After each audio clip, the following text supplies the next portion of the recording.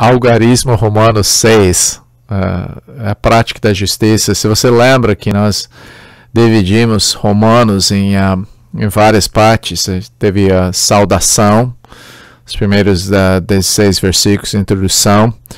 Daí falamos do pecado, primeiramente do homem pagão e o homem religioso, em capítulo 2 e 3. Daí falamos sobre justificação, a justiça imputada. Aí começando no capítulo 6, nós falamos sobre santificação. Começando no capítulo 9, falamos sobre eleição e o plano que Deus tem para Israel. Agora isso, algarismo Romano 6, é a última parte aqui que fala da prática da justiça.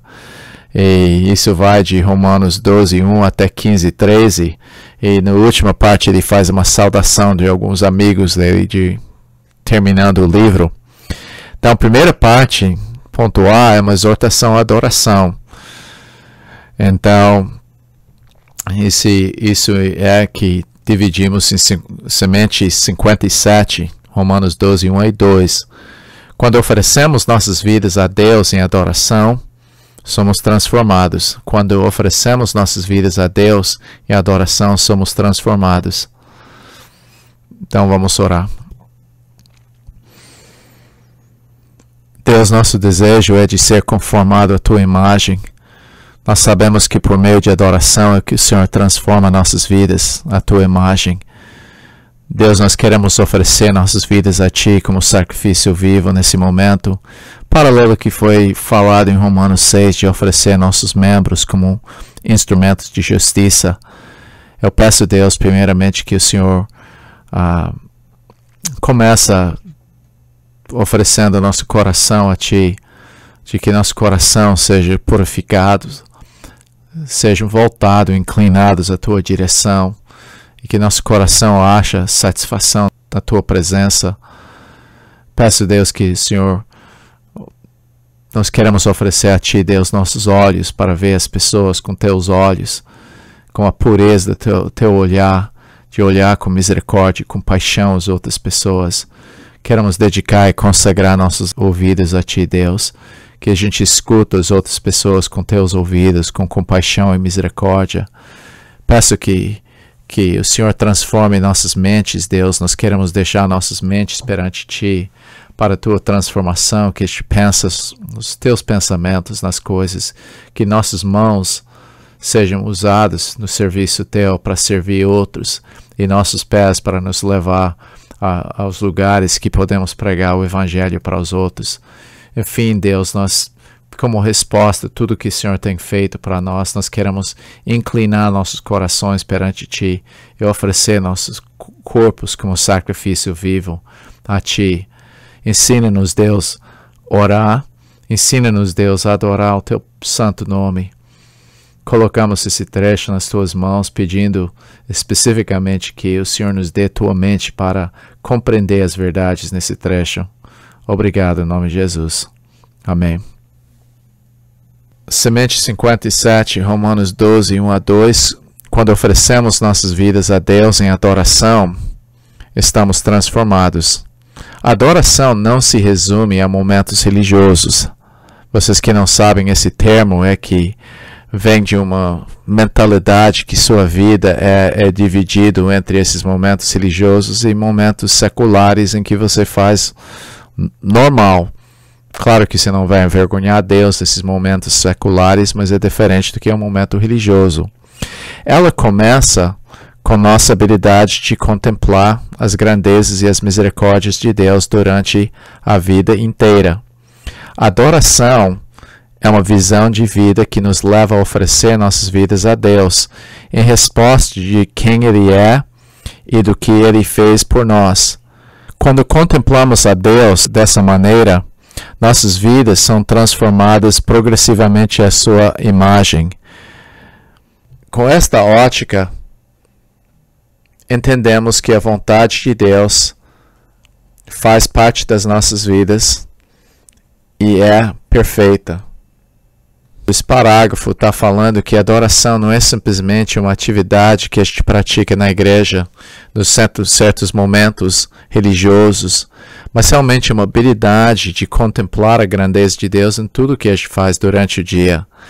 Então, esse para mim que descreve a essência do que é adoração, esse trecho, porque não é simplesmente contemplar a Deus. Esse é onde a adoração começa, com a habilidade de contemplar a Deus, mas a adoração leva a gente a responder a Ele, e quando a gente faz isso, respondemos a Ele, a adoração transforma nossas vidas, a sua imagem.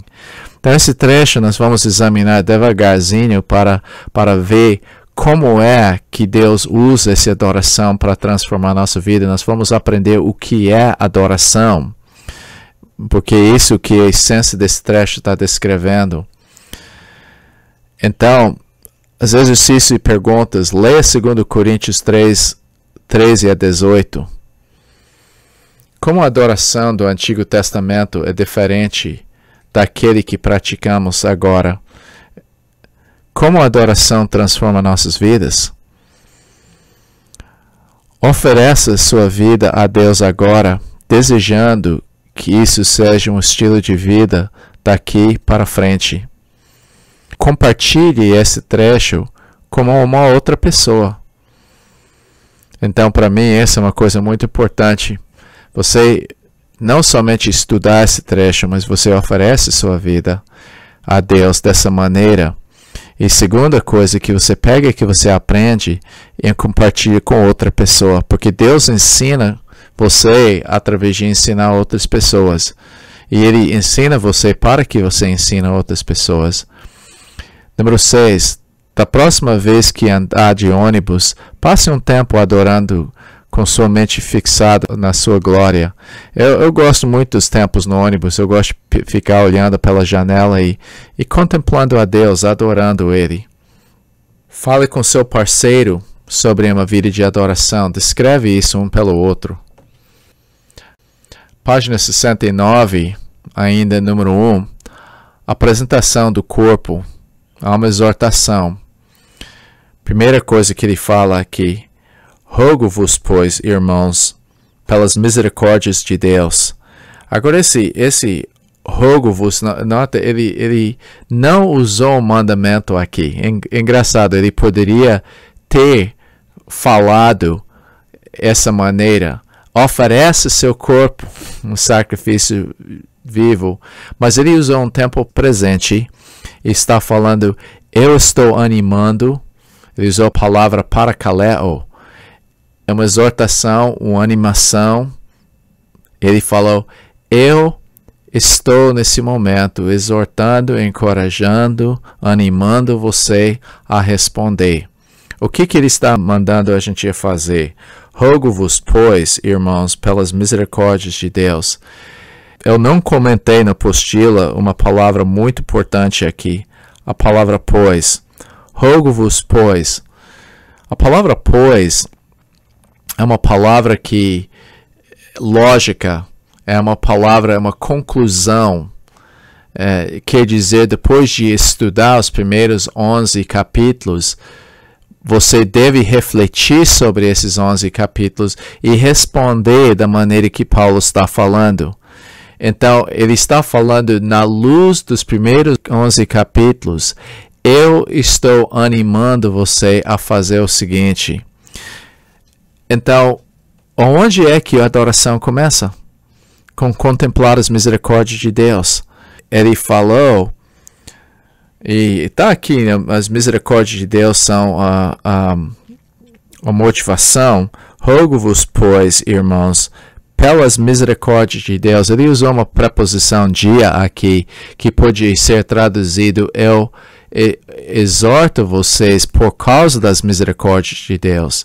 Essas misericórdias ele descreveu, são as coisas que ele fez pela graça na sua vida. Na luz das misericórdias de Deus que você viu nos primeiros 11 capítulos, eu estou exortando você a fazer o quê? Então, a exortação era o seguinte, de apresentar seu corpo como sacrifício vivo. Primeira coisa, nota que ele estava falando que de apresentar, ele falou de começar a apresentar seu corpo, e a palavra para apresentar é a palavra usada para colocar perante Deus como oferta, a palavra usada para os sacrifícios do Antigo Testamento. Então, ele usou a linguagem do Antigo Testamento aqui. Os sacrifícios do Antigo Testamento eram mandados. Agora ele está exortando a gente fazer e oferecer, não um sacrifício morto, mas o que ele falou? Rogo-vos, pois, irmãos, pelas misericórdias de Deus, por causa da maneira que Deus mostrou misericórdia, que apresenteis os vossos corpos por sacrifício vivo. Então, esse versículo ia chamar muita atenção para o judeu, porque ele ia ver primeiramente que você está oferecendo alguma coisa, mas em vez de um animal morto, ele está falando oferecer seu corpo vivo. O fato que é vivo indica que a adoração, aqui que ele está descrevendo, uma coisa que vem diário, não é um só evento que você faz aqui, mas é uma coisa constante da sua vida. Quando ele fala um sacrifício vivo, é uma coisa que é da maneira que você vive, uma vida santa perante ele. Todas as atividades da sua vida são englobadas nisso. Então, o ato de sacrifício é um ato de adoração, de apresentação para Deus. Agora, nesse momento, você está apresentando as atividades da sua vida. Um amigo meu falou uma vez, o problema com o sacrifício vivo é que o sacrifício vivo não fica parado no altar, fica saindo. Então, é uma coisa constante, você está oferecendo a sua vida. Alguém falou de um sentido que nossas almas já foram transformadas. Interiormente, nós recebemos um novo coração. No momento da salvação, nós oferecemos nosso interior a Deus e Ele nos transformou. Agora Ele está falando na luz da misericórdia, da morte do velho homem e o nascimento do novo, sua nova posição em Cristo. Eu estou exortando vocês a oferecer seu corpo agora a Ele, todas suas atividades a Ele. Como é que ele está falando? Ele descreveu esse sacrifício como vivo e santo. Isso indica que você não quer oferecer uma porcaria para Deus. Você quer realmente oferecer seu sacrifício em serviço a Ele, que é excelente, santo, separado e consagrado para Ele, puro. Então, nesse momento é o maior ato de adoração quando você oferece sua vida. Daí ele falou não somente que é vivo e santo, mas é agradável. Quer dizer, um sacrifício que Deus aceita é uma coisa que vai agradar a pessoa de Deus com sua vida. Então, ele falou uma coisa interessante no fim desse versículo. Rogo-vos, pois, irmãos, por causa das misericórdias, contemplando as misericórdias, que você apresenta vossos corpos por sacrifício vivo, santo e agradável a Deus, que é vosso culto racional. Agora, essa palavra racional estava no ponto B, a motivação, as misericórdias de Deus. Ele descreveu isso como adoração espiritual na sua essência. Ele usou a palavra lógicos, como traduzido como racional, porque a pessoa pensou, lógicos, lógico. Então, é um culto racional ou lógico. E a palavra culto é a palavra latreia, que significa sua adoração. E lógicos deve ser traduzido na essência espiritual, quer dizer, não é algo físico, você não está fisicamente oferecendo seu corpo, mas espiritualmente você está oferecendo seu corpo como sacrifício vivo. Quer dizer, você não está se suicidando no altar quando você fala isso. Isso é muito importante porque, como ele falou em Romanos 6, ele falou de oferecer nossos membros como instrumentos de justiça. Ele usa a mesma linguagem aqui, e ele está falando aqui que a melhor resposta de tudo que temos visto em Romanos é não simplesmente fazer o que nós fizemos no término do capítulo 11, quando a gente oferece esses louvores a Deus, mas ele está descrevendo uma adoração em que você oferece seu corpo, que você quer usar seus ouvidos, seus olhos, sua mente e suas mãos e pés para agradar a Deus com sua vida. Essa é uma coisa que você curva perante Ele diariamente para fazer. Esse é sua adoração espiritual. Que você lembra que o culto que pessoas prestaram era culto físico antes, externo, mas ele está falando internamente, você espiritualmente está oferecendo seu corpo como sacrifício vivo. Então, esse é o primeiro passo, mas a segunda coisa que ele falou está em versículo 2, descrevendo. Ele falou, e não vos conformeis com este século. Então, é mandamento aqui, a palavra conformar é uma palavra que indica que você está moldando alguma coisa exteriormente contrário da essência daquilo que é. E se você vê que, eu sempre lembro do exemplo que Maria, minha filha, ela gostava muito de boneca quando ela era pequena. E ela teve uma boneca que ela gostou muito, e Daniel estava sentado ao meu lado um dia, ele falou, olha isso, pai. E ele pegou esse boneco plástico, era meio borracha, e ele empurrou o nariz e forçou a boneca, o rosto da boneca, de pegar um rosto bem diferente do que estava originalmente. Através do seu dedo, ele forçou exteriormente aquela boneca fazer algo que era contrário à natureza. Ele estava moldando, conformando com pressão exterior ao rosto da boneca. Então eu vejo que isso que está falando, o sistema do mundo, o mundo é o sistema, a filosofia que é o contrário ao padrão de Deus. Então o que ele está falando, pare de deixar o mundo moldar você em algo que é contrário à sua natureza. Constantemente nós estamos sendo bombardeados pelas coisas que entram em choque com somos como cristãos. Os valores de materialismo, de sexo e de vingança e violência, dessas coisas que vêm ao nosso redor pressionando a gente a viver conforme exteriormente ao mundo, quando essas coisas vão contrário ao que nós somos interiormente. Então ele fala, pare de ser guiado, moldado por alguma coisa que é contrária à sua natureza.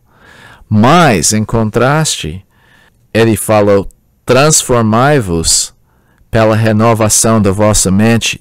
Agora, primeira coisa, eu não gosto desse transformai-vos, porque para mim, da maneira que é traduzida, porque essa maneira que está traduzido indica que eu estou me transformando.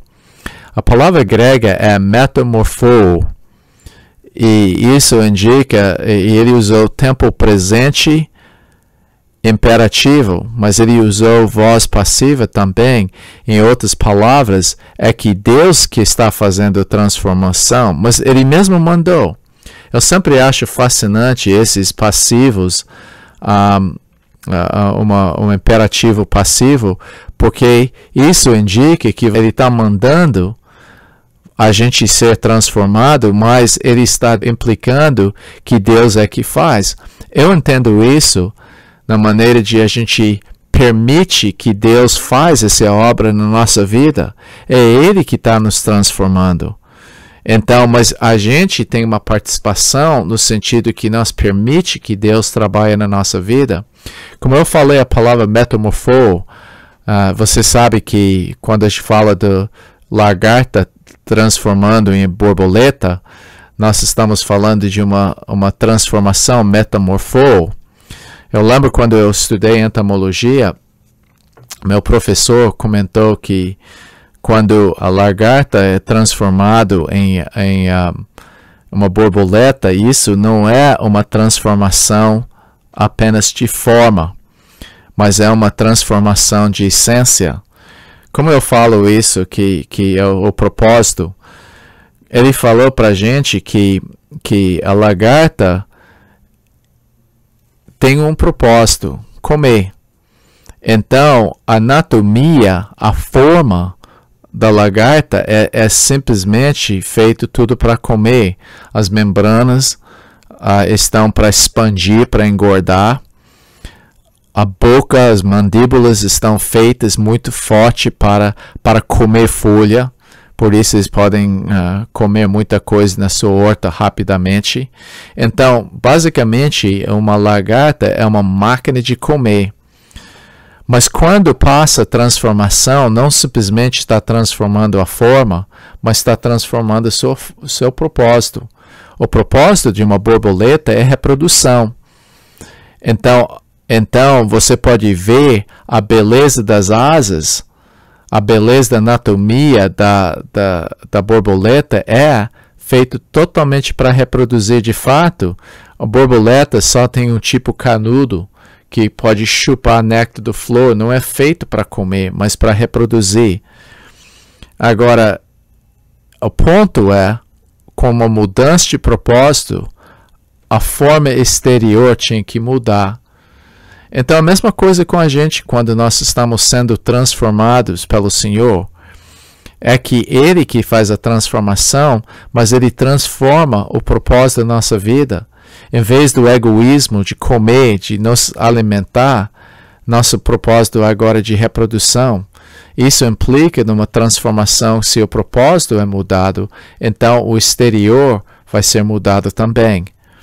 E nota que esse tempo presente progressivo, esse imperativo, isso indica que essa transformação não acontece de vez. Mas o que está sendo transformado? A nossa mente. Isso é coerente com outros trechos da Bíblia que fala que no momento da salvação, meu homem interior foi completamente transformado e regenerado, mas minha mente está no processo de ser transformado à imagem de Cristo dessa maneira. Então isso é uma palavra que acontece pela renovação do Espírito Santo na nossa vida, renovando nossa mente.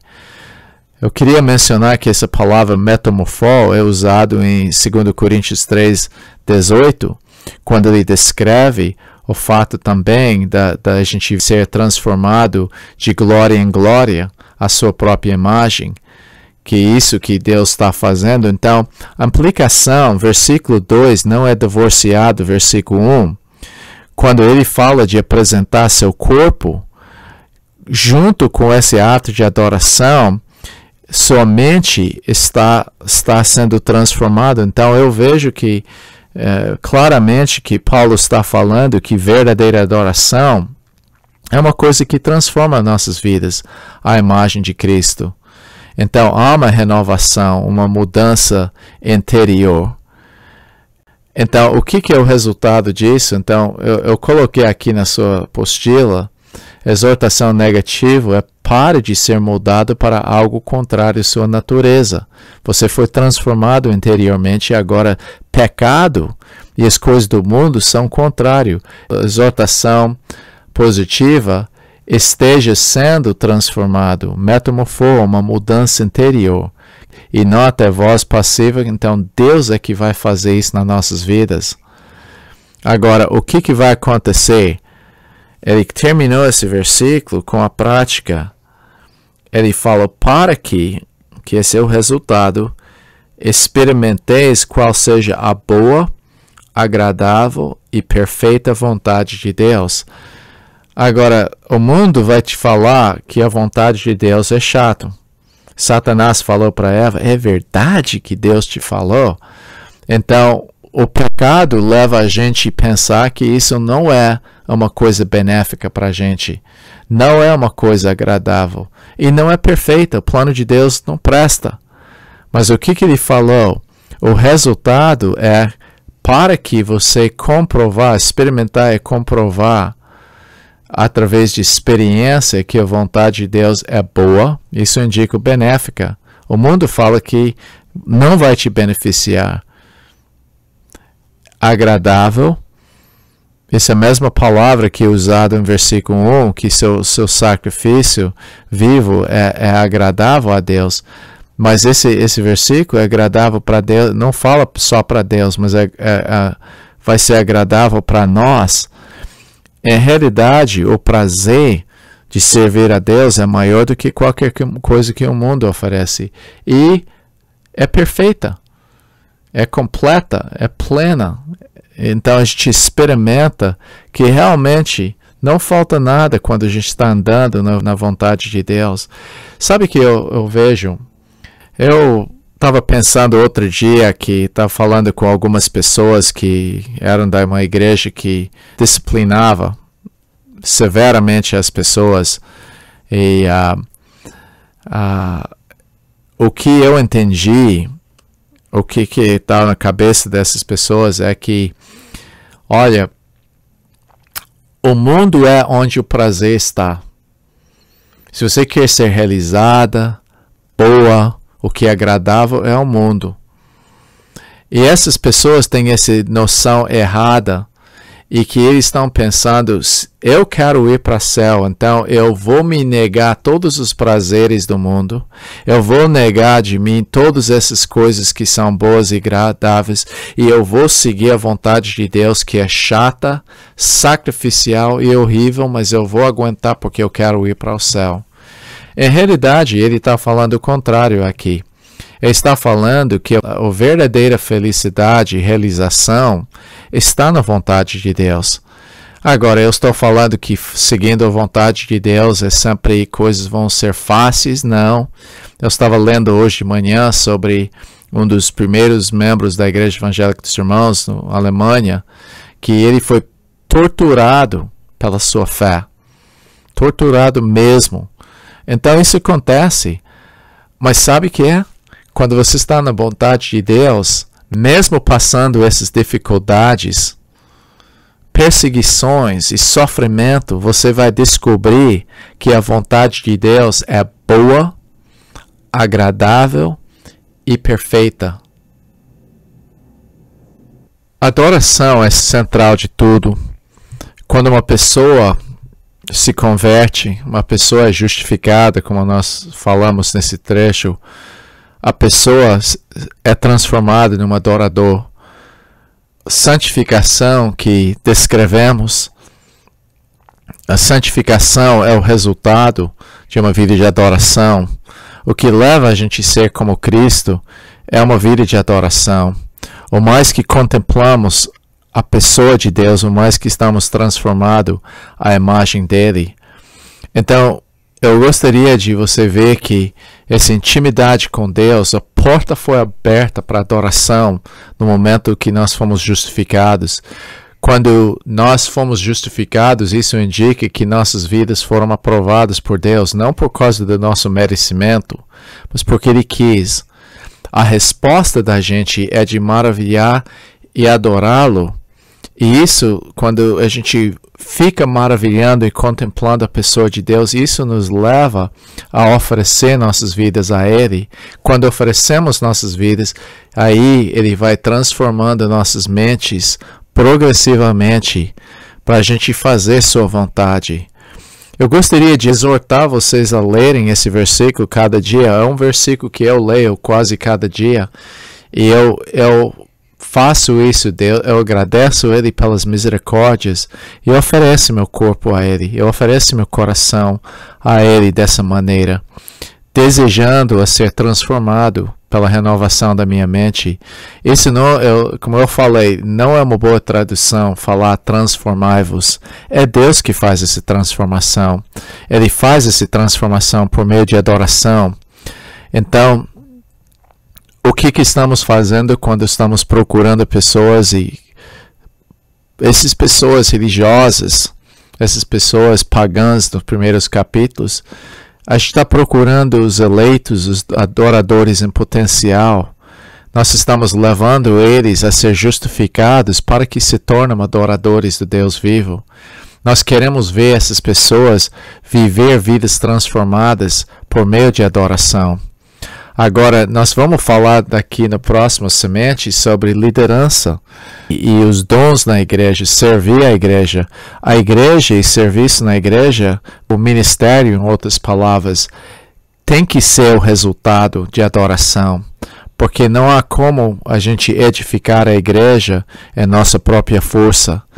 Então, a adoração é nosso propósito, é nosso alvo na vida espiritual. Por isso esse trecho é tão importante de oferecer nossas vidas como sacrifícios vivos. Então, Deus te abençoe como adorador no seu progresso em adoração e seu progresso em ser transformado à sua imagem por meio dessa adoração. Página 70. O uso dos dons na igreja, Romanos 12, 3 a 8. Para uma igreja funcionar como uma comunidade, em vez de simplesmente um grupo de pessoas que congregam, precisa da operação correta dos dons. Por isso, Paulo começou com um discurso sobre adoração.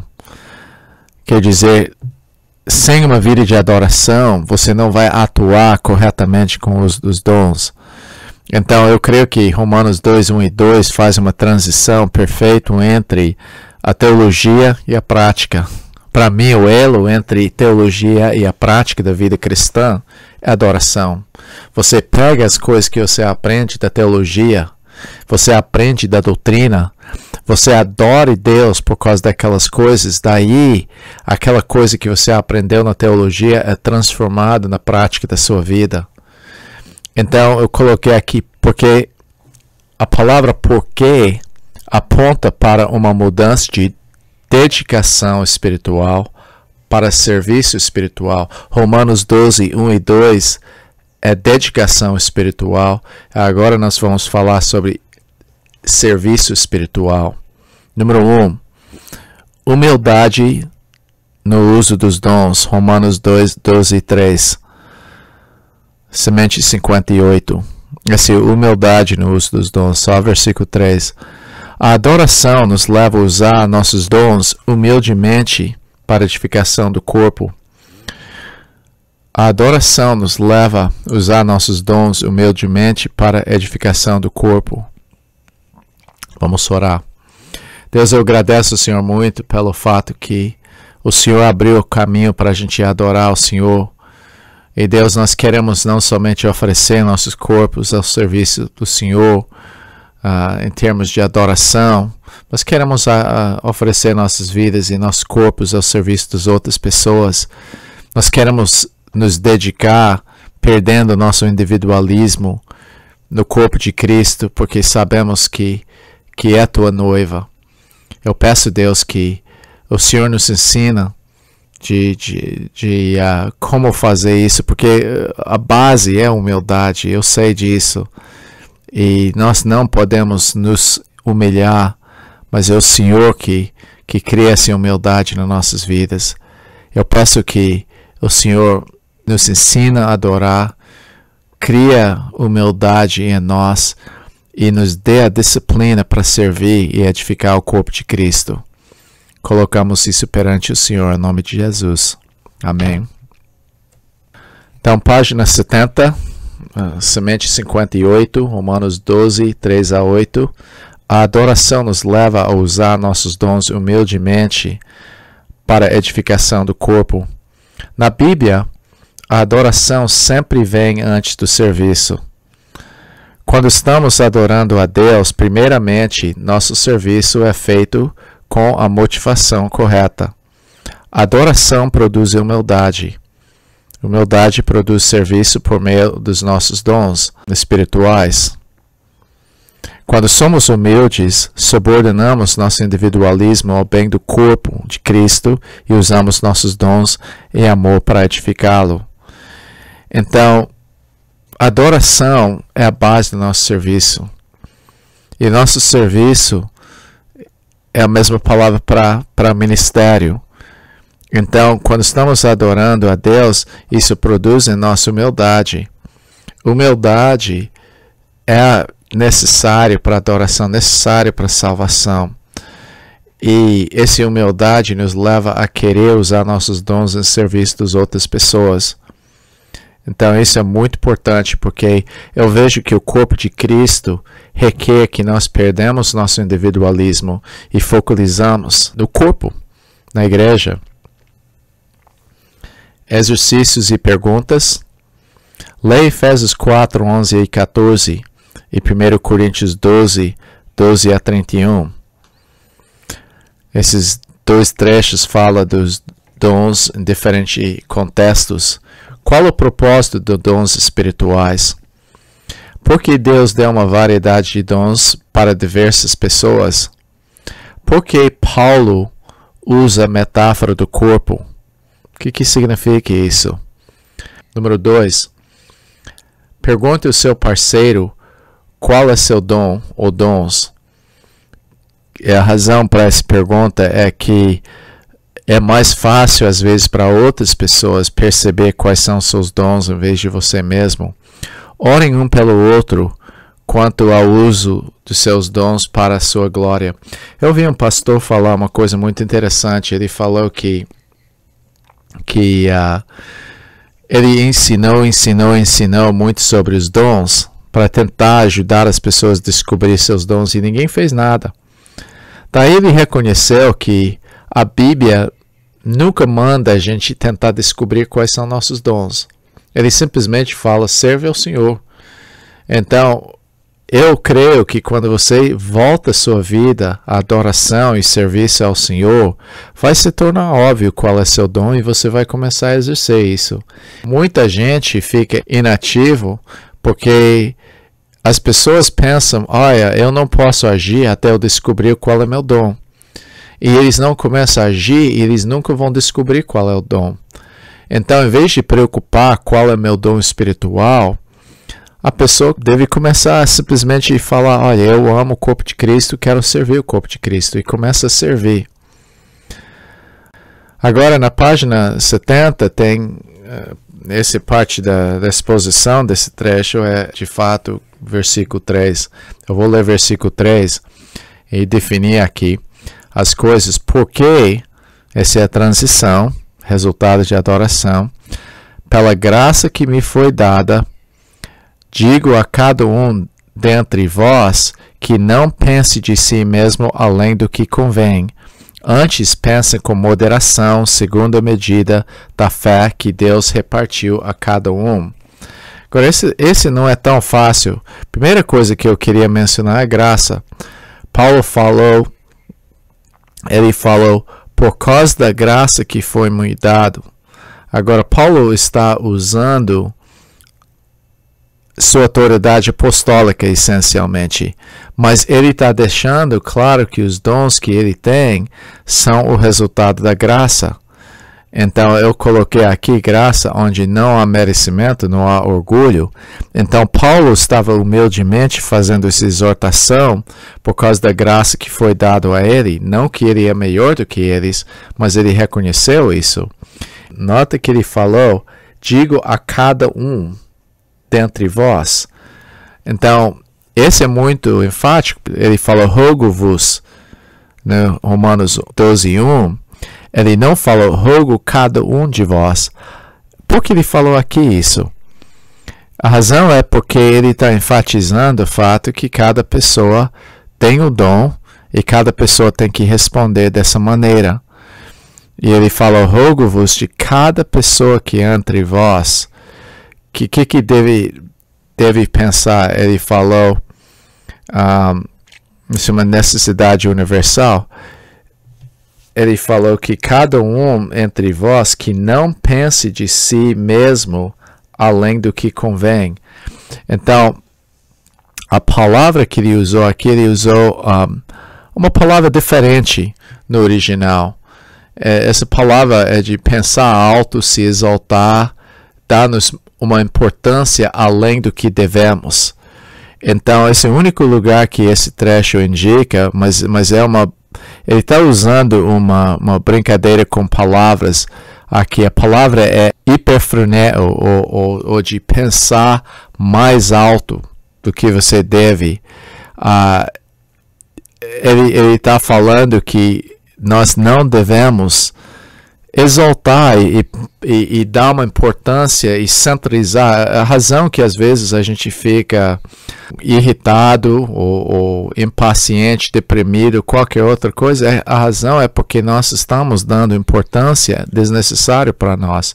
Eu gosto muito de Salmo 131, quando ele falou, olha, Deus, eu não tenho para mim grandes obras, eu penso que eu sou tão importante para fazer isso, mas eu sou uma criança desmamado no colo da minha mãe.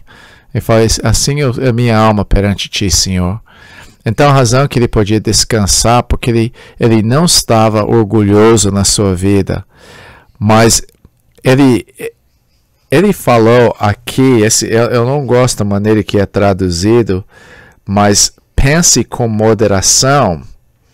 A ideia da moderação é sensível, razoável, da maneira correta, essencialmente. Ele fala, em vez de pensar alto, você faz uma avaliação correta. Quando eu vejo moderação, eu penso, eu sou mais ou menos, né? Olha, eu tenho dons, eu tenho áreas que eu sou forte, eu tenho áreas como eu sou fraco. Mas o ponto é que você não deve dar importância excessiva, mas olhar na sua vida corretamente. Você tem importância do corpo de Cristo, mas você não tem importância além do que qualquer outra pessoa do corpo de Cristo. Então, isso que ele está falando, em vez de ou excessivamente pensar, você pensa da maneira correta. Então, ele falou, medida a fé. Essa parte é sempre para mim a parte mais difícil. Segundo a medida da fé que Deus repartiu a cada um. Essa medida da fé, eu coloquei na sua apostila, entendimento correto da natureza dos nossos dons e da confiança para exercê-los. Quer dizer, eu não devo pensar em minimizar o trabalho de Deus na minha vida. Eu devo ter confiança ou fé que Ele está agindo na minha vida e exercer meu dom conforme aquela fé. Porque se eu olho, outras pessoas têm mais do que eu não estou tão importante. E você começa a pensar assim, você não está exercendo conforme a fé que Deus está distribuindo e dando para você. Então, quer dizer, você fala, olha, Deus me ama. Deus me deu dons espirituais. Eu tenho um papel muito importante no corpo de Cristo. Mas eu não sou mais importante do que os outros. Eu quero usar esse dom para servir as outras pessoas. E eu, em confiança e fé, vou usar isso para realmente encaixar e ajudar o corpo de Cristo. Então, esse é uma exortação acerca de humildade. A gente deve ter essa humildade no uso dos nossos dons. Número 2, aqui na página 70, unidade na diversidade dos dons. Porque ele falou, isso essencialmente resumo de 1 Coríntios 12, ele falou, por que eu devo pensar assim? Assim como num só corpo temos muitos membros, mas nem todos os membros têm a mesma função. Todos são importantes? Sim. Agora você pode argumentar, você pode tirar certas partes do seu corpo e você vai ainda viver, mas outras partes não. Por exemplo, eu poderia perder a apêndice no intestino, eu posso cortar uma porção dos meus intestinos, eu posso tirar a parte dos meus membros e eu posso ainda continuar a viver normal, mas você não pode arrancar meu cérebro ou arrancar meu coração ou arrancar meu fígado. Eu não ia sobreviver sem esses órgãos. Então você pode argumentar que certos órgãos do corpo físicos são mais essenciais dos outros, mas isso está forçando essa metáfora. Ele está querendo indicar aqui que todos os membros são importantes. Então nós temos muitos membros num só corpo de igual importância, Mas lembre-se disso, não todos têm a mesma função. A palavra função aqui é uma variedade de membros, variedade de dons, variedade de ministérios, variedade de personalidades. E tem muitas funções, praxis é a palavra lá. A prática, a tarefa, a atividade. Então, ele falou em 5, assim também nós, conquanto muitos somos um só corpo em Cristo e membros um dos outros. Quer dizer, não há espaço para individualismo, porque eu pertenço ao corpo. Então, por causa disso, eu tenho um compromisso do outro, eu não sou mais minha pessoa.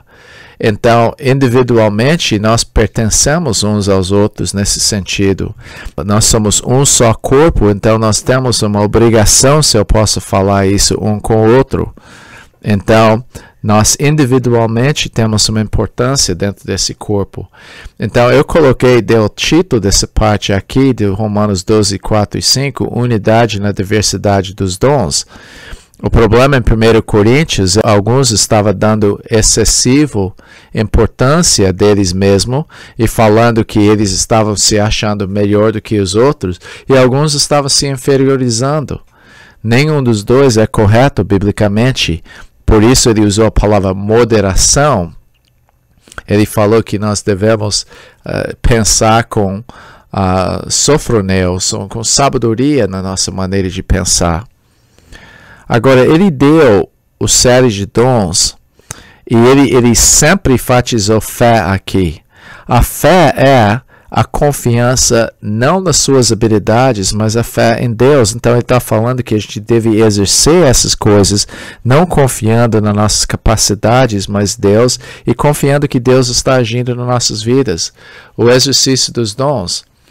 Ele colocou aqui, versículo 6, tendo, porém, diferentes dons, segundo a graça, de onde vêm esses dons? São da graça de Deus, não é merecimento, que nos foi dada, se profecia, seja segundo a proporção de fé. No sentido que ele está falando aqui, que essa graça, se nós temos esse carismata ou dons, ele falou, mas usa conforme a graça que estava dada para nós. Quer dizer, reconhecer que nós não merecemos. Agora, a primeira coisa é de profecia, conforme a proporção de fé. Isso significa que Deus agindo na nossa vida e confiando e usando em fé o que Ele partiu para nós. Agora, profecia, eu coloquei na sua apostila. Depois da época dos apóstolos, ela perdeu sua função revelatória. Isso significa proclamar. Então, a ideia da profecia é uma pessoa que fala, proclama alguma coisa. Hoje, é uma proclamação da revelação já dada, com o propósito de chamar o povo à obediência. Deve ser segundo sua compreensão. Isso é nosso entendimento da palavra. Então, pela fé que foi partido a nós exercemos isso. Deixa eu deixar isso bem claro que normalmente a gente acha uma profecia uma coisa que está prevendo algo do futuro. Normalmente a gente pensa nos livros proféticos falando do futuro, mas você sabe que a maior parte dos livros proféticos não fala do futuro. Estão exortações para santidade, é uma proclamação do caráter de Deus, e é uma chamada para Deus, uma exortação para uma vida santa para o povo de Deus. Então, se você ler 1 Coríntios 14, você pode ver que ele falou 2 ou 3 pessoas que iam preparar uma mensagem e profetizar.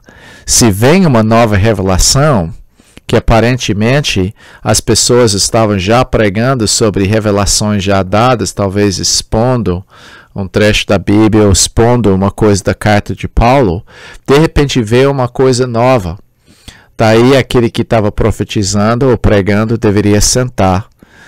Então, eu vejo no dom de profecia é um pouco diferente do que é o dom de ensino, porque o profeta ele exorta a pessoa a uma vida santa. E esses dons nessa lista aqui existem hoje. Agora, a segunda coisa que ele fala no versículo 7, ele fala, se ministério, dediquemo-nos ao ministério. Quer dizer que ele está falando, a palavra ministério é diaconia. E ele falou, então você deve, nesse contexto, conforme a fé, você deve servir. Então, eu coloquei na sua apostila essa ajuda prática. Você está, tipo qualquer serviço.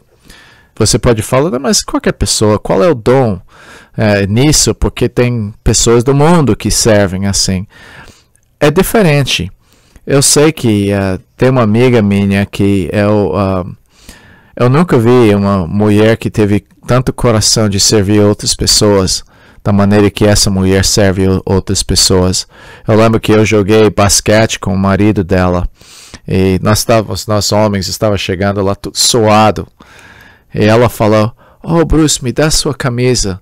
E ela pegou minha camisa do marido. Agora eu entendo do marido, mas outra pessoa de pegar uma camisa suada e lavar assim, eu achei incrível que ela ia servir em amor uma outra pessoa dessa maneira. E eu lembro que mesma pessoa, eu estava na casa de um amigo meu, eu deixei o sapato lá fora, cheio de lama. Quando eu voltei, ela tinha lavado meus sapatos. Ela faz isso para todo mundo. Independente de quem são, ela está lá, ela tem esse serviço de diaconia, uma pessoa que serve a mesa, uma pessoa que ajuda outra pessoa. Agora ele falou também no mesmo versículo 7, ao que ensina, esmera-se em fazê-lo. Então ele estava falando que ele deve exercer esse serviço de ensinar as outras pessoas. Essa palavra é didaskon, você sabe, didática, de ensinar, de interpretar e apresentar as verdades das Escrituras. Isso é que ensinar as Escrituras. Uma profeta vai pegar as Escrituras e exortar o povo em cima disso, mas uma pessoa que tem o dom de ensino vai explicar até a pessoa entende. Você pode ver até meu dom é mais dessa área de ensino. Você pode reparar que eu gosto de pegar as verdades, explicar as verdades, passar a visão por meio das verdades, mas eu não sou profeta, eu sou mais mestre da palavra de Deus. Então eu apresento as verdades da Bíblia presumindo que o Espírito Santo vai pegar o entendimento que você recebe por meio dos meus ensinos e aplicar na sua vida. Então tem profecia, ministério e ensino. Daí ele falou mais um que é relacionado com o profeta, é uma pessoa que exorta. Ele falou em 8, o que exorta, faça-o com dedicação. Então, esse é um pouco diferente, porque a palavra exortar não é uma palavra necessariamente que indica de confrontar. A palavra é parakaleo, que indica de chegar ao lado e encorajar. Essas são as pessoas que anima você, encoraja. Você sabe que tem certas pessoas, eu sei que um amigo meu que estava na universidade junto comigo, eu nunca vi um homem que sabia encorajar as outras pessoas tanto como ele. Ele teve esse dom de encorajar, de exortar. Então, esse indica que essa pessoa não vai ser necessariamente um pregador. Ele vai ser uma pessoa que vai ver uma pessoa que está passando dificuldade e vai chegar a aconselhar aquela pessoa. Às vezes confrontar, avisar e animar de qualquer maneira. Ele usou outra palavra nesse mesmo versículo, ele falou o que contribui com liberalidade. Então, esta pessoa vai ser generoso no dar generosidade, e isso pode ser sinceridade ou com um só propósito. Eu conheço um homem que tocou muito na minha vida, da maneira que ele era generoso dessa maneira. Deus deu a habilidade desse homem ganhar dinheiro. Tudo que ele tocou, ele podia ganhar dinheiro, mas ele me deu um livro que chama O Princípio do Tesouro. Ele falou, Deus abençoa sim, mas ele abençoa para você ser uma bênção, como ele falou com Abraão. Eu vou te abençoar para você abençoar todas as famílias da terra. Então esse homem, eu encontrei com ele, foi num estudo bíblico que meu cunhado me levou e ele falou para mim, depois ele falou, eu gostei muito da sua apresentação, eu gostaria de ajudar você. Eu e minha família estávamos orando para poder sustentar o missionário e eu falei, tudo bem, eu não me preocupei muito com isso, eu dei um endereço e de repente eu comecei a reparar que as ofertas extras estavam chegando e eu comecei a ver um homem que estava dando muito mais que muitas das minhas igrejas. Quando eu voltei para os Estados Unidos, eu encontrei com ele, ele me chamou para o restaurante, ele é o dono desse restaurante. E ele me deu esse livro sobre o princípio do tesouro. E ele falou, tá vendo esse restaurante aqui? Eu não ganho nada com isso. Todo o lucro vai para missões. Eu dedico tudo isso. Esse é um ministério. Eu abri esse restaurante não para lucrar, mas para servir ao Senhor. Eu empreguei, todo mundo empregado aqui conhece o Senhor. Eu ofereço esse restaurante para encontros de pessoas de vários ministérios. Eu uso para servir. E o lucro que eu ganho, eu uso para servir ao Senhor. Então, Deus deu a habilidade de ele ganhar dinheiro, mas para ele mesmo, para ele ficar rico, não. É para dar para as outras pessoas. Eu creio que Deus dá a habilidade de certas pessoas ganhar muito dinheiro, não para benefício próprio, mas para ser uma bênção para outras pessoas. Ele falou em versículo 8, o que preside com diligência. Então essa palavra preside é uma pessoa que lidera, esse é usado em 1 Timóteo 4, essa é uma pessoa que é, por exemplo, aquele que está na cabeça da família, que ele é o cabeça, é uma pessoa que tem a habilidade de administrar, de liderar, de dar direção, e ele falou que deve ser com diligência. Isso significa entusiasmo, com zelo, prestando bem atenção. Então ele mostra essa misericórdia para as pessoas dessa maneira. Então ele fala que a palavra proesteme, a palavra de ficar em pé na frente das outras pessoas, esse fazer com diligência, isso. Então tem certas pessoas, eu não sou bom nessa área de precedir, eu não sou um bom líder nesse sentido de organizar as coisas, mas essas pessoas têm a habilidade que Deus deu para liderar assim. Aí finalmente ele falou aqui, quem exerce misericórdia com alegria. Então essa palavra de misericórdia, compaixão com os que têm necessidades, é com alegria e graça. E isso indica que esta pessoa está na maneira que significa que a maneira que ele faz com alegria para conciliar e compaixão e compartilhar essa alegria com a pessoa que está precisando, esse compaixão e misericórdia. Esse é um outro aspecto de aconselhamento. Eu olho da minha esposa muito nessa área de exortação e misericórdia, porque ela tem uma habilidade de mostrar uma compaixão para com outras pessoas, que você pode ver que essa é a razão que pessoas gostam de compartilhar suas dificuldades com ela.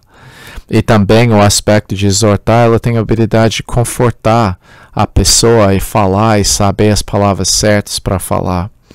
Então esses são a lista de dons. Você pode ver que tem 1, 2, 3, 4, 5, 6, 7 dons, mesmo 7 sendo o número de perfeição. Esse não é uma lista completa de todos os dons necessariamente. Ele não acha que cada pessoa vai encaixar em cada um desses ou outra combinação, mas é uma boa lista. Há outras listas, por exemplo, em 1 Coríntios capítulo 12, você vai ver uma lista de dons, mas aqueles dons são mais dons sinais. Você pode ver que ele fez essa lista no contexto de as coisas que são visíveis, os sinais para comprovar a presença do Espírito Santo na vida de um líder ou dos novos convertidos. Você pode ver que é uma lista em Efésios capítulo 4, mas isso não é a lista de dons, tanto como as diferentes tipos de líderes que tem, que é uma combinação desses dons. Mas essa lista de dons é uma lista de dons que fala do serviço do corpo de Cristo. Você deve dar uma olhada nessa lista e pensa e perguntar a Deus, como é que o Senhor quer que eu sirva o corpo de Cristo? Eu não quero minimizar a minha importância, nem exagerar a minha importância do corpo de Cristo, mas eu quero servir o corpo.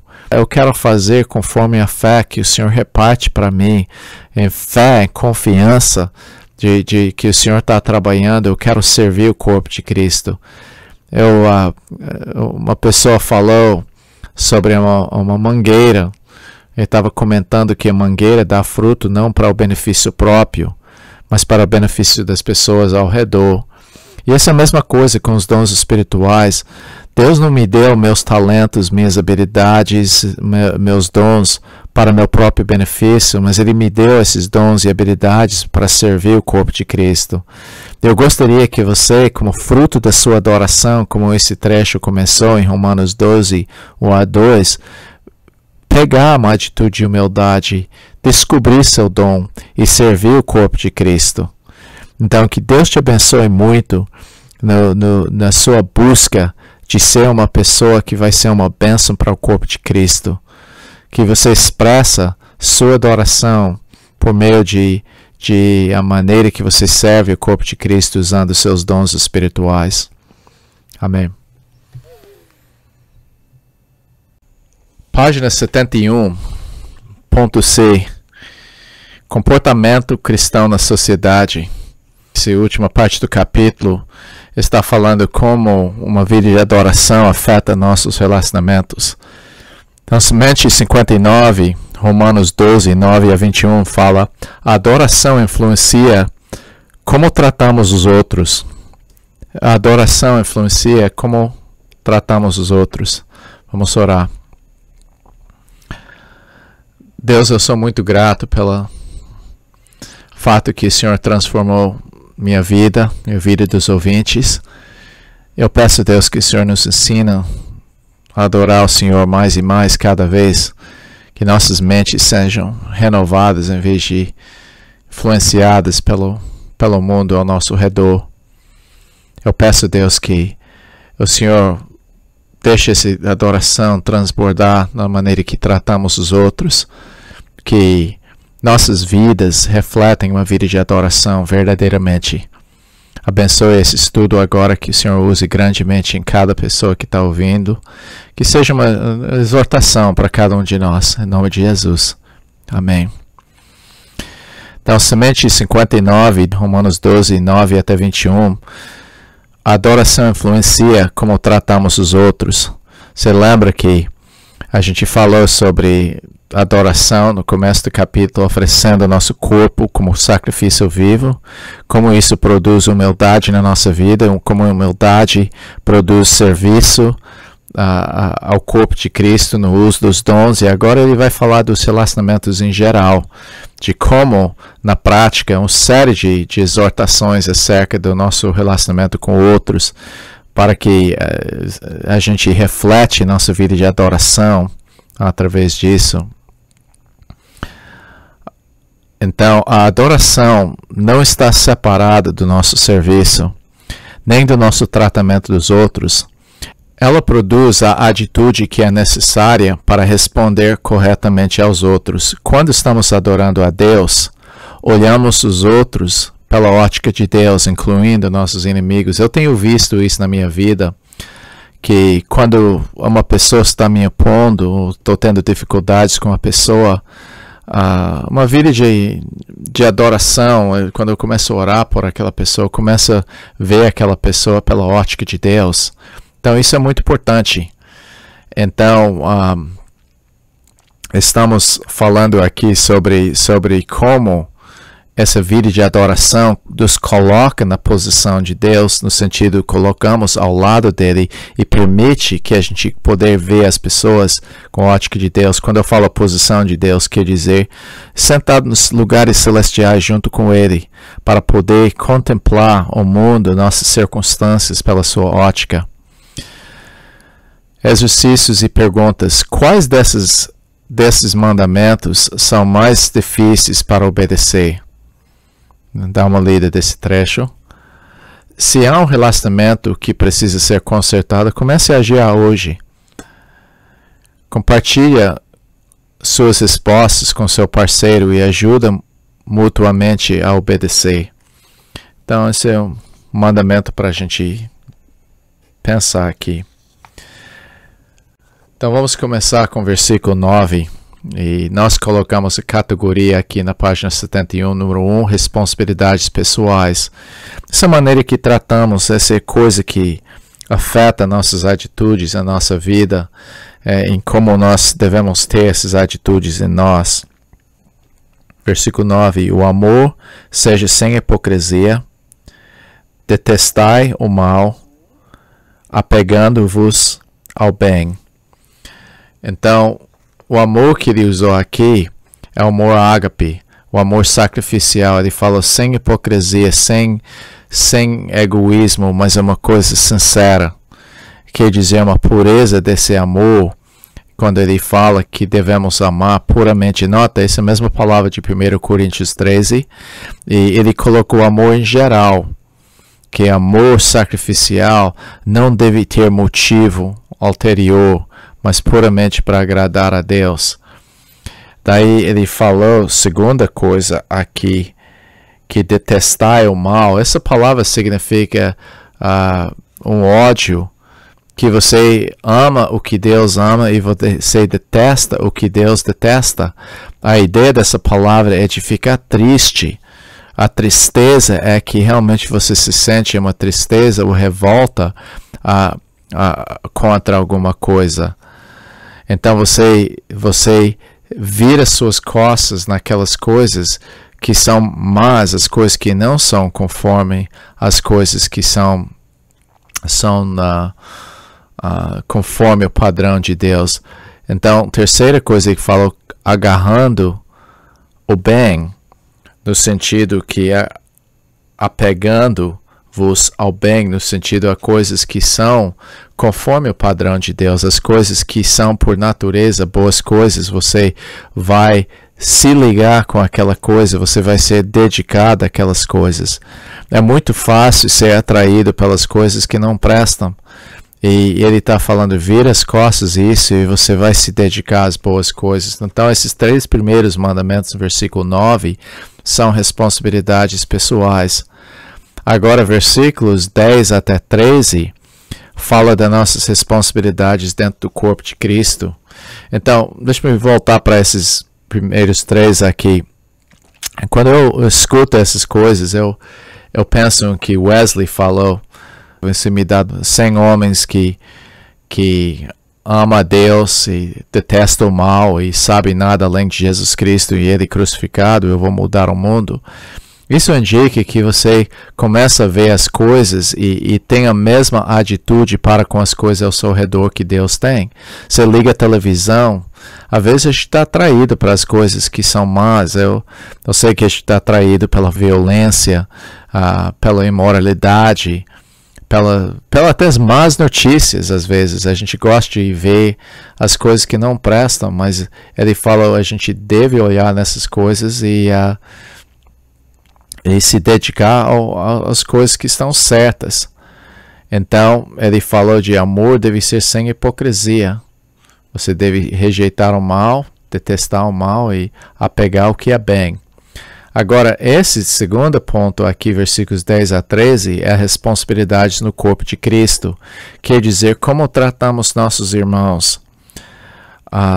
Agora, a primeira coisa que ele falou nesse versículo, ele falou em versículo 10, amai-vos cordialmente uns aos outros em amor fraternal. Então, ele está falando aqui que nós devemos se dedicar um ao outro. Esse cordialmente significa mutuamente nós estamos dedicados um ao outro em amor fraternal. Amor fraternal é filostego, que indica não é tão diferente tanto de amor a Filadélfia, que é o amor entre irmãos, mas é um amor familiar. Então ele está falando que você deve se dedicar um ao outro e amar, não cordialmente, mas como dedicação, como você ama as pessoas da sua própria família. Eu sei que muitas vezes eu sinto mais próximo aos meus irmãos em Cristo que a própria família de sangue. Às vezes você sente isso. Jesus até estava falando uma vez que seu pai e seus irmãos estão fora. Ele falou, quem é meu pai? Quem são meus irmãos? Aqueles que ouvem a palavra e obedecem. Então ele estava falando que ele se sentiu mais próximo as pessoas que estavam seguindo parte da família dele. É a família de Deus, não aqueles que são parte da família de sangue. Então a primeira coisa ele falou de amor fraternal, é uma dedicação aos irmãos. Continuando no versículo 10, ele falou, relacionado com isso, preferindo-vos em honra uns aos outros. Então ele está falando de mostrar preferência, de respeitar, tentar fazer o melhor possível em honra. Isso indica que você está valorizando aquela outra pessoa. Então você honra os outros, você dá essa preferência aos outros, colocando outros antes de nós. Então ele fala no versículo 11, no zelo não sejam remissos. Então ele falou, esse não seja preguiçoso na sua diligência, uma palavra que ele falou de ser diligente numa coisa que você está dedicado às outras pessoas. Você não está preguiçoso, mas você é perseverante e você faz aquilo que mostra uma dedicação e diligência em que você faz. Eu mencionei entusiásticos. Ele falou fervoroso de espírito, não o Espírito Santo que está aqui em visto, mas que você tem um fervor nas suas atitudes, na coisa que você faz. Às vezes a gente fica cansado nas coisas, mas ele fala que você aproxima tudo com uma atitude de fervor, servindo ao Senhor. Então essa palavra é doulantes, que quer dizer uma atitude de um escravo. Você serve ao Senhor dentro do corpo. Então você pode ver que isso que ele está falando são as coisas que devemos ter nas nossas atitudes dentro do corpo de Cristo. Nós estamos servindo a atitude de um servo, entusiasmo, não preguiçoso, dando preferência em amor fraternal. Ele falou, regozijai-vos na esperança, sede pacientes na tribulação, na oração perseverantes. Ele deu 3 coisas aqui. Em versículo, regozijar na esperança, quer dizer, você tem os olhos fixos no futuro, você é uma pessoa otimista, uma pessoa com esperança na sua vida. Você é perseverante na tribulação, perseverante na oração também. Na tribulação você persevera, você não foge, você não fala, não é a vontade de Deus, mas você está perseverante nisso. Você está perseverante em oração também, você não esquece de orar pelas pessoas. Por isso é bom ter um livro de oração em que você está orando regularmente pelas pessoas. Então ele falou que em 13, compartilhar as necessidades dos santos e praticar hospitalidade, quer dizer, você é generoso quando há necessidade dos santos, você está lá para ajudar. Hospitaleiro, isso significa que você ama as pessoas de fora. Naquela época, pessoas viajavam de uma cidade para outra e essas pessoas precisavam de hospitalidade das outras pessoas, porque não houve hotéis e coisas assim, nem tive telefone para ligar para frente para descobrir quem, mas o estrangeiro ia chegar lá, uma pessoa que você não conheceu, e recebeu essa pessoa na sua casa.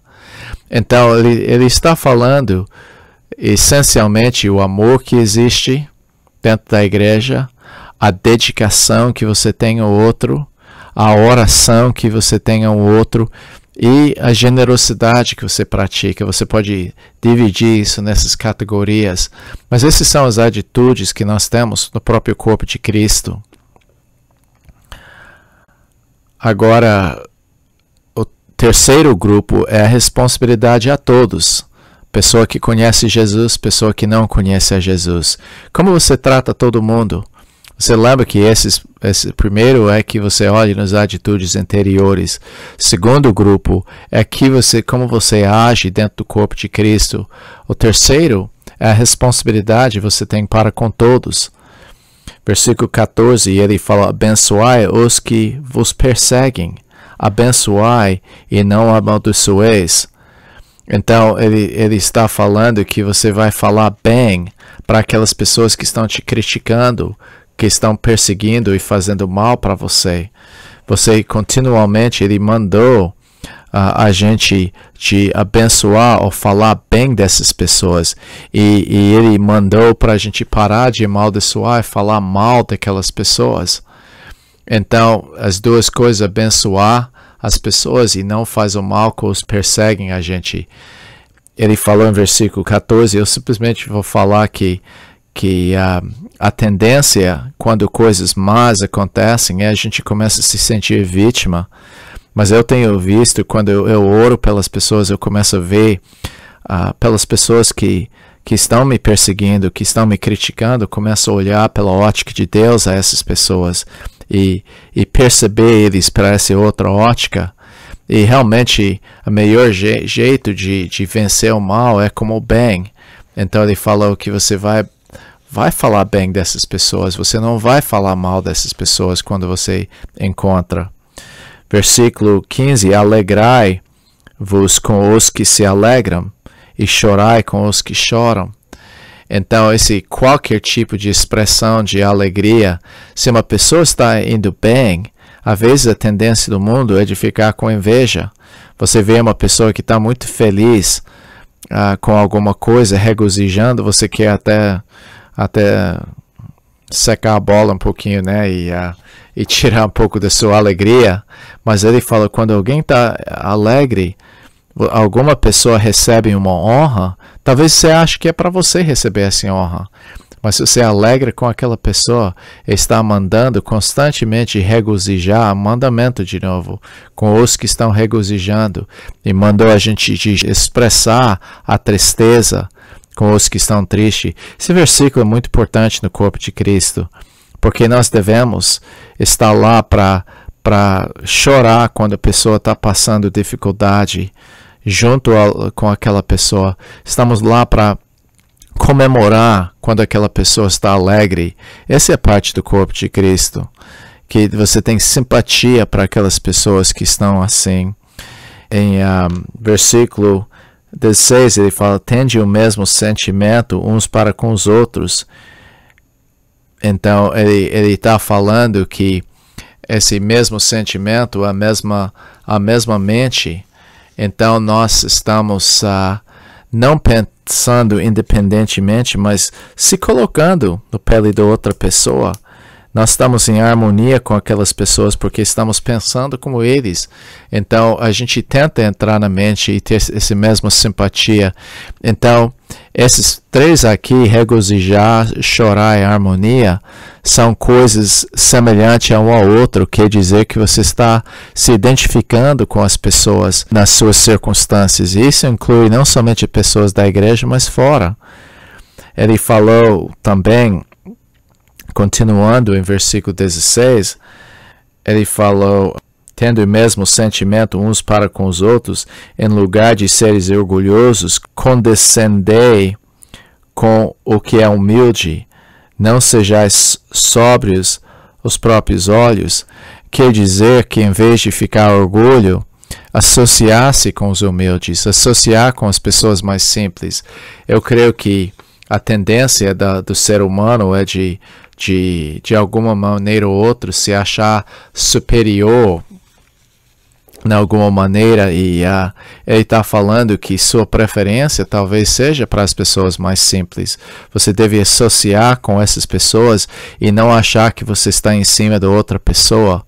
Eu gosto muito quando eu estou com pessoas que você logo percebe o respeito que eles têm para com todos, aspecto de acompanhar e ficar, e fica as pessoas que estão até com dificuldade, você não vai ser orgulhoso. E ele falou, pare de ser sábio na sua própria julgamento, no sentido que você acha o melhor do que outra pessoa. Então, uma pessoa que conhece Jesus como fruto da sua adoração vai realmente ter esse respeito para com as pessoas, todo tipo de pessoas. Finalmente, nós temos a quarta responsabilidade, e isso é a responsabilidade com os inimigos. É Romanos 12, 17 a 21. Eu acho significante que ele falou mais sobre como tratamos os inimigos do que qualquer outro desse trecho aqui. Ele falou em versículo 17, não torneis a ninguém mal por mal. Então, a primeira coisa que ele está falando, não devolver o mal com o mal, quer dizer vingança. Essa ideia é contra vingança. Você faz alguma maldade para uma pessoa porque ele fez maldade contigo. Segunda coisa que ele falou é de esforçai-vos por fazer o bem perante todos os homens. Quer dizer, ele está falando para a gente de respeitar e pensar e considerar de como fazer aquela coisa que é reta perante todos os homens. Quer dizer que em vez de fazer o mal, você vai reconsiderar como fazer, você vai consideração do que é importante para as outras pessoas, você vai pensar o que é bom na visão das outras pessoas e fazer o bem para outras pessoas. Versículo 18, se possível, quando depender de vós, tende paz com todos os homens. Eu gosto disso. Se possível, enquanto depende de vós, quer dizer, se a fonte de tudo que você faz, tudo, seja em paz com todos os homens. Então, realmente, tem pessoas que vão ser difíceis. Então, você, da sua parte, faz o que é certo para as outras pessoas. Paz depende dos dois lados. Devemos ter certeza que fizemos tudo da nossa parte para ter paz com outra pessoa. Tem certas pessoas, nada que você vai fazer é certo, mas você sempre faz sua parte. Você sempre fala, eu já ouvi desculpa, mas ela nunca, não. Você vai falando como ela nunca faz, mas ele falou, enquanto depende de vós, você tem paz. Então eu sei que vocês podem pensar em 1000 ilustrações desse tipo de coisa, como pessoas que são teimosas, as pessoas que não querem fazer o bem. Então você faz seu gesto, você pede perdão para aquela pessoa, da sua parte você faz o certo. Agora você deixa o resto nas mãos daquela outra pessoa. Eu já fiz isso muitas vezes. Esse versículo é muito importante. Enquanto depende de vós, você seja em paz com todos os homens. Daí 19.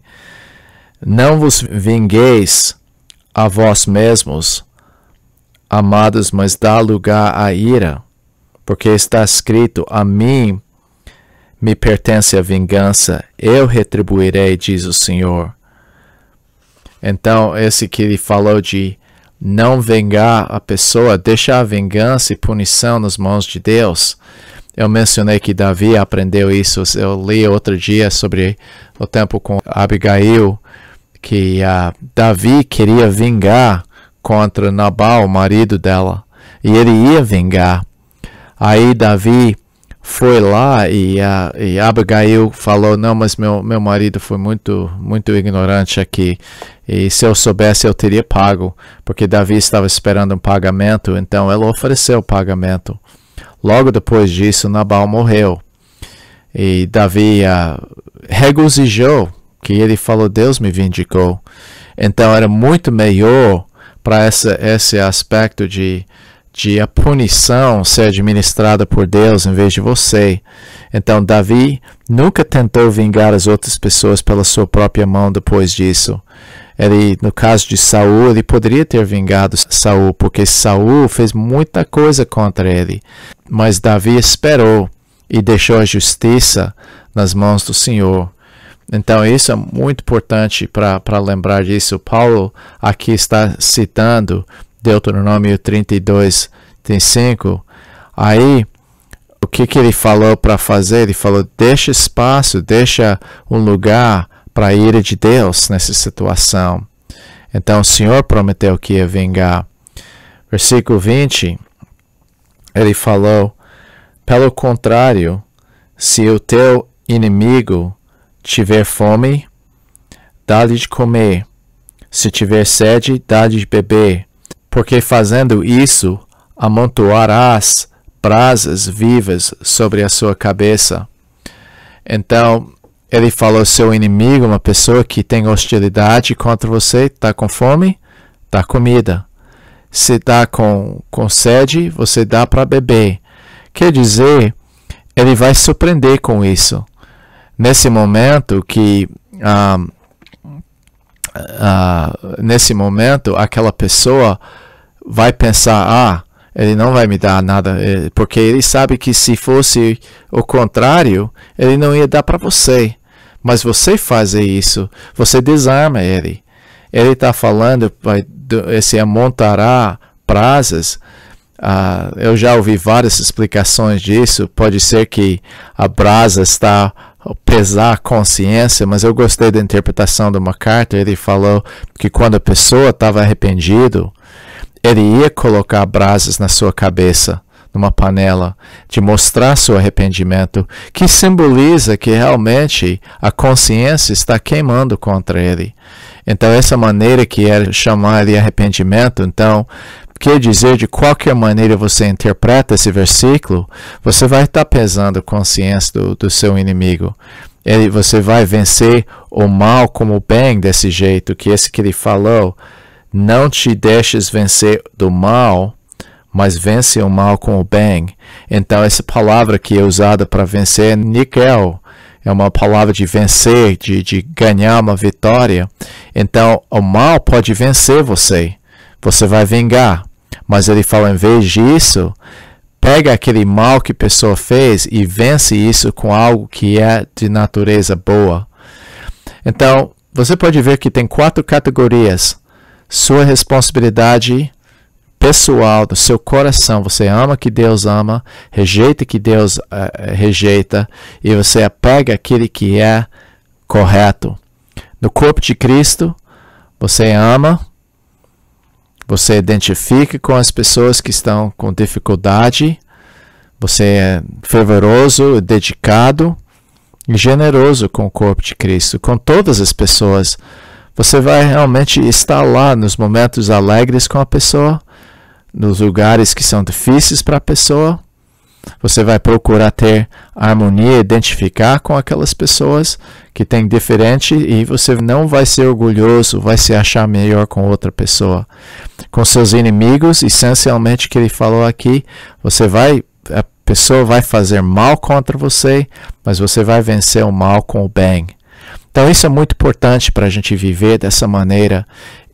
Nota, esses mandamentos são impossíveis para obedecer na nossa própria força. Não é natural da gente tratar nossos inimigos dessa maneira. Não é natural dar preferência para as outras pessoas. Não é natural ser dedicado e se dar para as outras dessa maneira. Mas realmente, quando a gente está cheio do Espírito Santo, quando a gente está focalizando em Deus, adorando a Deus, essas coisas vêm mais naturalmente nas nossas vidas. Então, essas coisas têm que ser vistas como fruto de adoração no começo do capítulo. Então, procure ser um adorador. Procure deixar essa adoração transbordar no serviço ao corpo de Cristo, usando seus dons, e da maneira que você trata outras pessoas. Que realmente o caráter de Deus brilhe na sua vida. Porque essas coisas que ele descreve a pessoa de Jesus. Jesus era assim. Você olha em tudo que ele descreveu lá. Todas essas qualidades são conforme o caráter de Jesus. Eu quero ser como Jesus e refletir seu caráter. Amém?